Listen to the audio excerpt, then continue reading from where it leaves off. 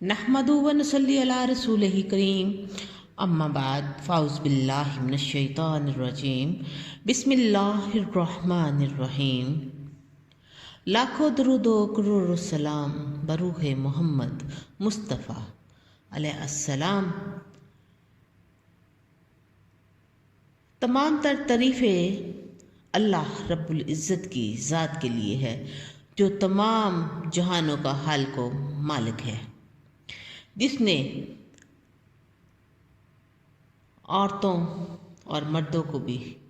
पैदा किया और हर जिन्स का पैदा करने वाला है, वो अल्लाह रब्बुल इज़्ज़त है। और ख़वातीन के तज़किरे में से तो जो सहाबियात मुबश्शिरात है, हम तज़किरा करते हैं हज़रत उम्मे साद कब्शा बिन्नत राफ़िया अल-अंसारिया का। ऐसी अज़ीमुल मर्तबत सहाबी की वालिदा माजिदा कि जिसकी वफ़ात पर अर्श इलाही भी लर्ज़ उठा था, जिसकी कब्र खोते वक़्त हज़रत अबू सईद खुदरी रज़ी अल्लाह अन्हा ने कहा था, मुझे कब्र की मिट्टी से कस्तूरी की खुशबू आ रही है, जिसके इस्लाम कबूल करने के बाद मदीने की काया ही पलट गई थी और पूरे का पूरा कबीला एक ही दिन में मुसलमान हो गया था। और हज़रत साद बिन माज रज़ी अल्लाह अन्हा आपकी वालिदा कब्शा बिन्नत राफ़िया अल-अंसारिया थी। आइए हम हज़रत साद बिन मास की वालिदा इस खातून जन्नत का तज़किरा करते हैं और अपने ईमान को ताज़ा करते हैं। जब कबीला औस के सरदार को मालूम हुआ कि मक्का मज़मा से आने वाला एक नौजवान मुअस्सब बिन उमैर मदीना मुनव्वरा में अपनी मीठी ज़बान से, मीठे कलाम से जादू जगाता है और लोगों के दिलों को असीर कर लेता है, जो कोई उसके पास एक दफ़ा बैठ जाता है तो वो दोबारा वापस नहीं आता। एक रोज़ मालूम होता है कि वो बाग में बैठा हुआ है और असद बिन ज़रारा इसके पास है। ये हाथ में बर्छी पकड़े बड़े तमतराक के साथ वहाँ पहुँचते हैं और रोब व दबदबे का मुजाहरा करते हुए कहते हैं कि तुम्हें यहाँ एक नया फितना बपा करने के लिए किसने भेज दिया है? अगर तुमने हमारे महल्ले का रुख किया तो नताइज की जिम्मेदारी तुम पर होगी। हज़रत मुअस्सब बिन उमैर रज़ी अल्लाह अन्हा ने बड़े तहम्मुल और बुर्दबारी से आपकी बात सुनी और फरमाने लगे, ब्रादरों, आप मेरे पास बैठ जाएं, बात सुने, अच्छी ना लगी, ना पसंद आई तो ना कबूल करना, मेरा आप पे कोई ज़ोर तो नहीं चलता। ये बात सुनकर दिल में नरमी आ गई कि मैं तो कबीले का सरदार हूँ और कादिरुल कलाम शायर भी हूँ, दुनिया मेरे इल्म फज़लम को मानती भी है, हर हर्ज क्या है कि मैं इस शख्स की बात सुन लूँ। इसको सुनते ही बर्छी को ज़मीन में गाड़ा और बैठ के आपने सूरह फातिहा की तिलावत की। कलाम इलाही था, रब का कलाम था और सूरह फातिहा सुनते ही दिल में नरमी गुदास पैदा हुआ और कहने लगे कि ये शायर का तो कलाम है ही नहीं, ये वाकई किसी बरहक का पैगाम है। और साथ ही फरमाने लगे कि मुझे भी दायरा इस्लाम में दाखिल कर लीजिए। इसी तरह एक रोज़ साद बिन मुआज़ बड़े गुस्से में चले आ रहे थे और हलाजाद भाई असद बिन ज़रारा हज़रत मुअस्सब बिन उमैर से कहने लगे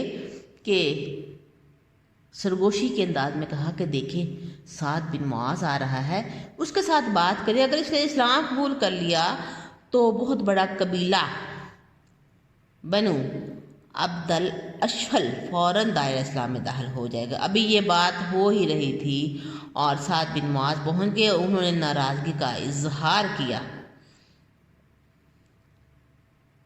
तो हज़रत मुअस्सब बिन उमैर फरमाने लगे कि भाई बात सुन लें, अच्छी लगे तो ठीक है, नहीं तो हम चले जाते हैं, ये आपका वतन है, हम तो अजनबी है और कोई हमारा ज़ोर नहीं है।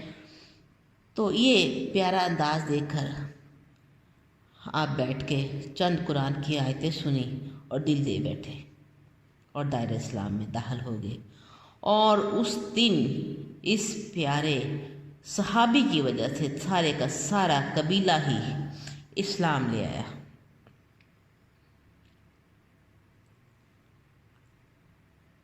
حضرت انس بن مالک رضی اللہ عنہ فرماتے ہیں کہ انصار کی خواتین بچوں نے رسول اکرم صلی اللہ علیہ وآلہ وسلم کی آمد پر مدینہ منورہ میں جب ان کو جس احترام اور محبت سے خوش آمدید کہا، اس کا شاید ہی کہیں پہ مظاہرہ ہوتا ہو۔ آپ نے ان کے اس دل پذیر پیارے انداز میں خوش آمدید کہنے پر 3 مرتبہ یہ ارشاد فرمایا، اللہم انتم احب الناس اللہ، واللہ تم میرے نزدیک تمام لوگوں سے بڑھ کر پسندیدہ ہو۔ اور اسی موقع پر انصار کی بچیوں نے اور خواتین نے یہ ترانہ بھی گایا تھا، طلع البدر علینا من ثنیۃ الوداع، ان پہاڑوں سے جو ہیں سوئے جنوب 14ویں کا چاند ہم پر چڑھا۔ رسول اللہ صلی اللہ علیہ وآلہ وسلم حضرت ابو ایوب انصاری رضی اللہ عنہ کے گھر جلوہ افروز ہوئے، اور حضرت سعد بن معاذ رضی اللہ عنہ فرماتے ہیں جب رسول اکرم صلی اللہ علیہ وسلم مدینہ منورہ پہنچ کر بیعت لینا شروع کرتے ہیں تو انصاری خواتین میں سے سب سے پہلے میری والدہ حضرت سعد کبشہ رضی اللہ عنہ نے بیعت کی تھی، اور ان کے ہمراہ عامر بنت یزید بن سکن رضی اللہ اور خوا بنت یزید بن سکن تھی۔ حضرت سعد یعنی کہ حضرت سعد جو والدہ تھی حضرت سعد کی، جن کے ہم تذکرہ کر رہے ہیں، بہت ہی صابر شاکر بہادر خاتون تھی۔ ان کے 2 بیٹے حضرت سعد بن معاذ حضرت عمرو بن معاذ رضی اللہ عنہ غزوہ بدر میں شریک ہوئے، اور یہ خود بھی غزوہ احد میں شریک ہوئی تھی۔ مجاہدین کو پانی پلاتی، زخمیوں کی مرہم پٹی کرتی اور تنہا ہی ساری یہ خدمات سر انجام دیتی۔ جب انہیں پتہ چلا کہ ان کا جوان کڑیل بیٹا عمرو بن معاذ شہید ہو گیا ہے تو بڑی تیزی سے اس مقام پر پہنچی۔ دیکھیے اس ماں کا حال اور اس کی محبت کہ جہاں لڑائی ہو رہی تھی، جہاں پتہ چلا کہ میرا بیٹا شہید ہو گیا ہے، تو اس مقام پر پہنچی، اور جب نبی کریم علیہ الصلوۃ والسلام کو سلامت دیکھا تو اللہ تعالیٰ کا شکر ادا کیا اور عرض کی، یا رسول اللہ صلی اللہ علیہ وسلم، آپ کو دیکھ کے میرا سینہ ٹھنڈا ہو گیا ہے اور میرے دل سے اپنے بیٹے کی شہادت کا غم بھی ہلکا ہو گیا ہے، اور اللہ کریم کا شکر ادا کرنے لگی کہ رسول اللہ صلی اللہ علیہ وسلم حفاظت سے ہے۔ آپ صلی اللہ علیہ وآلہ وسلم نے ان کے لخت جگر کے شہید ہونے پر تعزیت کی اور دلاسا دیا۔ غزوہ احد میں حضرت سعد رضی اللہ عنہ کے قبیلے بنو عبد الاشر کے 12 افراد نے جام شہادت نوش کیا اور 30 افراد زخمی ہوئے۔ غزوہ خندق میں رسول اکرم صلی اللہ علیہ وآلہ وسلم نے حفاظتی تدابیر اختیار کرتے ہوئے خواتین کو بنو حارثہ کے قلعے میں منتقل کر دیا۔ حضرت عائشہ فرماتی ہیں کہ ہمارے ساتھ سعد رضی اللہ عنہ بھی تھی، اور ہم نے قلعے سے باہر جھانکا تو وہاں سعد بن معاذ مختص چھوٹی سی ایک درہ پہن پر برچی ہاتھ میں لیے بڑے فخرانہ انداز میں رسیا شعر پڑھتے تھے۔ میں نے سعد سے کہا، سعد نے تو بہت چھوٹی سی درہ پہن رکھی ہے، اگر درہ مکمل ہوتی تو کہیں بہتر تھا۔ دیکھیے بازو بھی باہر ہیں، آپ مکمل محفوظ نہیں ہیں اور دشمن وار کر کے آپ کو نقصان پہنچا سکتا ہے۔ وہ فرماتے ہیں کہ ابھی یہ باتیں ہو ہی رہی تھی کہ دشمن حبان بن ارکا نے نیزہ مارا، جس سے بازو کی رگ حیات کٹ گئی اور خون بہنے لگا۔ زخم چونکہ گہرا اور تکلیف دہ تھا، اس لیے آپ کا خیمہ مسجد نبوی میں نصب کرا دیا تاکہ تماداری میں آسانی ہو سکے۔ جب آپ نے دیکھا کہ خون بہنا بند نہیں ہو رہا تو زخم کو داغ دیا گیا۔ داغنے سے خون تو بند ہو گیا، لیکن بازو میں ناقابل برداشت تکلیف بھی پیدا ہو گئی، اور اسی حالت میں آپ نے اپنی جان اللہ کے سپرد کر دی۔ جب آپ کی جان اللہ کے سپرد ہوئی تو آپ کا سر جو تھا رسول اکرم صلی اللہ علیہ وآلہ وسلم کی گود میں تھا۔ وہ کیا حسین منظر ہوگا جب نگاہیں رسول اللہ صلی اللہ علیہ وآلہ وسلم کے چہرہ اقدس کو تک رہی ہوں گی اور اپنی جان افریدی کے سپرد کر دی گئی۔ حضرت اسماء بنت یزید فرماتی ہیں کہ جب حضرت سعد بن معاذ رضی اللہ عنہ کی روح پرواز کر گئی تو حضرت ام سعد اپنے غم کے بیٹے میں زار و قطار رونے لگی، تو نبی کریم علیہ الصلوۃ والسلام فرمانے لگے صبر کر، تیرا بیٹا ایسا عظیم الشان ہے کہ اللہ رب العزت اسے دیکھ کر مسکرائے اور عرش الہی اس کے غم میں کانپ اٹھا۔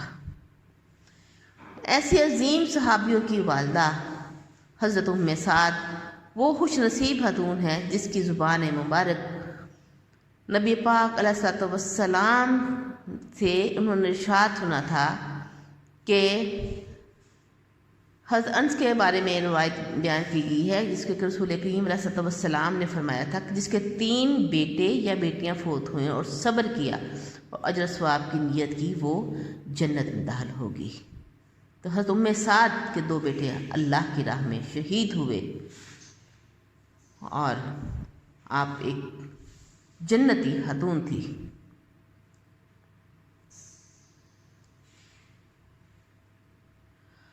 غزوہ احد میں حضرت ام سعد رضی اللہ عنہ رسول اقدس صلی اللہ علیہ وآلہ وسلم کی جانب تیزی سے بڑھتی ہیں، کیا دیکھتی ہیں کہ آپ گھوڑے پر سوار ہیں